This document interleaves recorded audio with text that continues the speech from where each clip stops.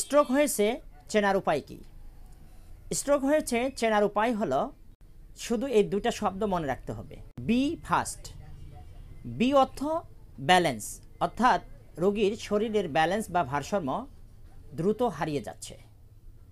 আর ই অর্থ আই, মানে চোখের দৃষ্টির সমস্যা হচ্ছে বা হঠাৎ দেখতে সমস্যা হচ্ছে। আর ফার্স্ট শব্দের যে এফ আছে, এই এফ অর্থ হলো ফেস, হঠাৎ মুখের একটা অংশ কোনো একদিকে বেঁকে যাচ্ছে। এ অর্থ আর্ম বা বাহু, হঠাৎ এক হাত দুর্বল হয়ে যাচ্ছে। এস অর্থ স্পিচ।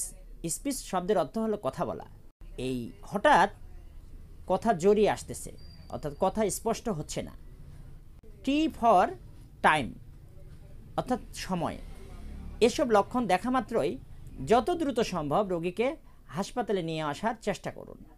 এই বি ফাস্ট শব্দটি যদি আপনাদের জানা থাকে, তাহলে আমি নিশ্চিত আপনার রোগী স্ট্রোক করতেছে কিনা এটা আপনি ঘরে বসেই সিদ্ধান্ত নিতে পারবেন এবং সেই অনুযায়ী দ্রুত সময়ে আপনি চিকিৎসার ব্যবস্থা নিতে পারেন।